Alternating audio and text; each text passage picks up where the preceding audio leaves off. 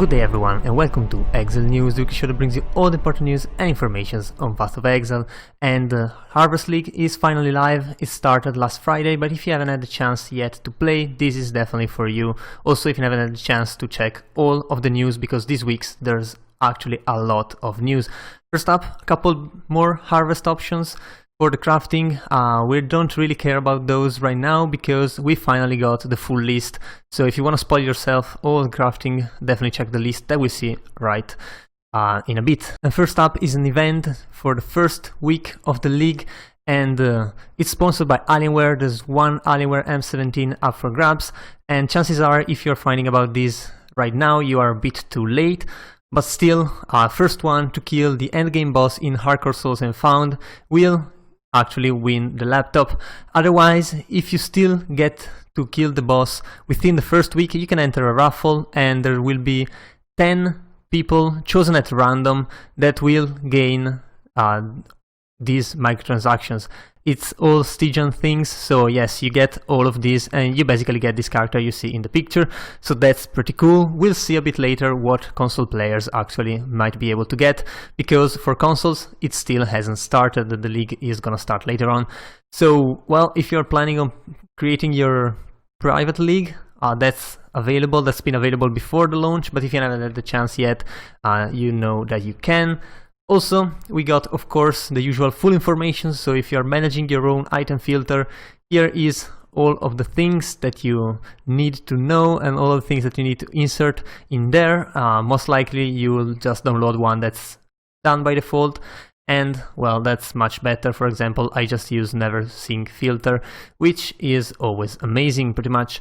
And you can see the new tier of the maps, starting from the tier 1s. You can check the ones that you farm usually, which tier they ended up being, and the tier 16s usually, but this time we got Cage, Promenade, Reef, and Val Temple, of course. Also, the Harbinger map seems to be tier 16, even though it's not in this list here because it's not a normal map that you can just drop like that. But anyway, there's also the full patch notes, and you can see just from the table of content how long that is. So definitely if you're looking for something specific, just Ctrl F and search for it. Otherwise, if you've been following the news for the past weeks, you can really just scour these patch notes and you will know most of it already. So it's not that long if you've been keeping up with the news.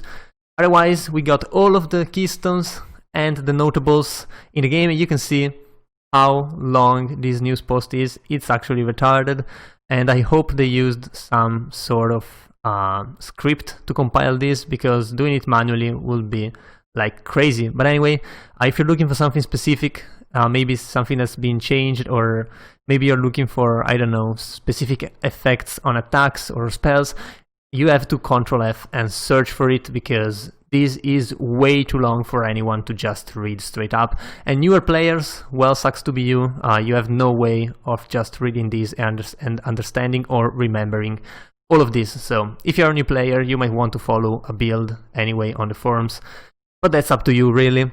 Anyway, we also get a new Dragon God hat if you manage to kill Kitava in Act 10. And you can see the hat over here. You can actually see a video. It doesn't show much more than you can see in the image here. And well, the only time frame you have it is during the Harvest League, so there's plenty of time. You can definitely do it, even if you've never gotten like past Act 5, you can really get it.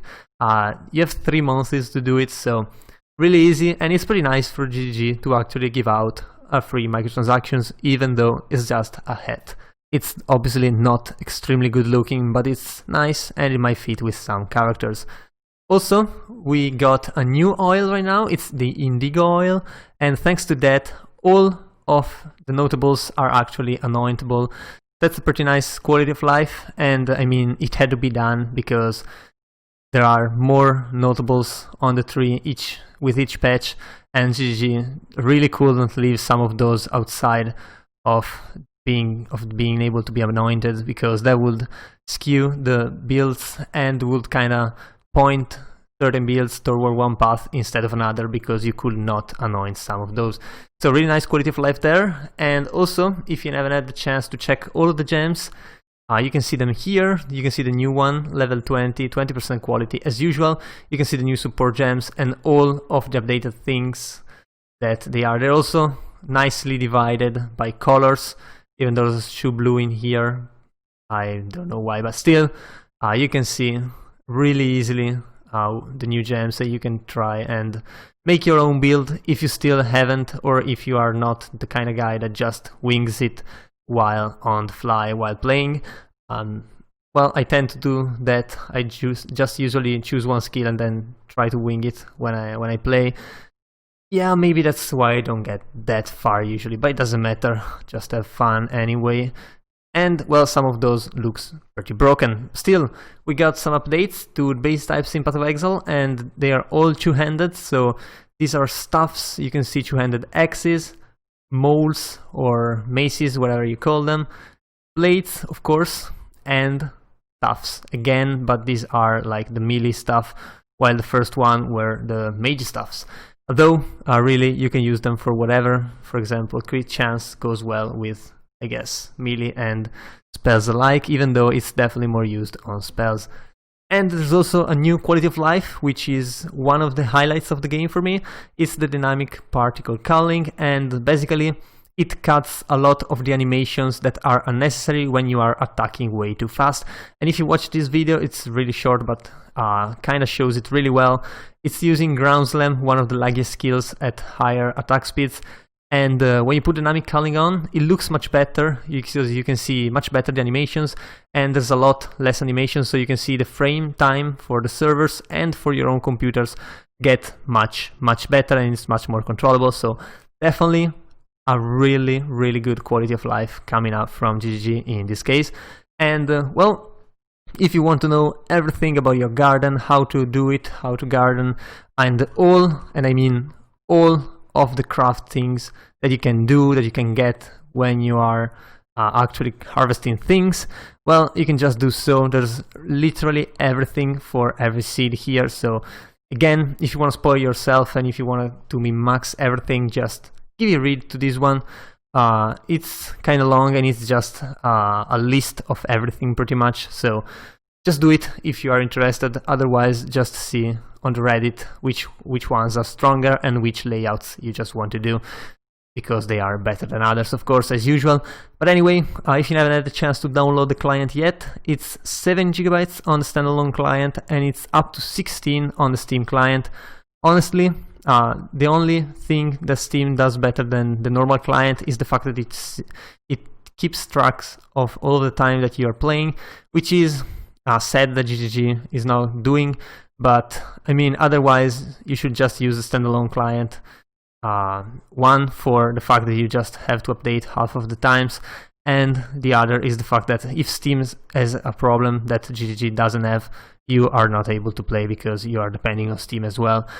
But yeah, other than that, if you're playing on Xbox or PlayStation 4, you will be able to play the launch on June 25. Of course, this time is on my time zone, so be sure to log into this news, and if you have set this time zone, your time zone into the account, you will see it in your time zone, which is pretty damn useful. So yeah, get ready for that. Also, you will be able to win something even if you're playing on consoles, even though you cannot participate into the Alienware event. You will still be able to do one thing, that is the first person that slay the ultimate boss on Xbox or PlayStation 4 will get all 10 of these armor sets, which is absolutely crazy. It's actually a lot of value. However, again, if you are just playing for fun, but you still manage to kill the endgame boss within the first week, you still enter a raffle where you can win the full Stygian bundle, which is this one in the image, and there's 10 up for grabs on the Xbox and 10 for the PlayStation, and the raffle is completely random, so you just have to kill the boss once and you will have the same chances as everyone to win all of these microtransactions, which is absolutely amazing. And if you're wondering how to grow the ultimate boss, you have to grow monsters or a monster from a tier 4 seed, and if you defeat it, you will be able to grow the final boss, which does not require any sort of irrigation, but a very high number of growth cycle in red maps.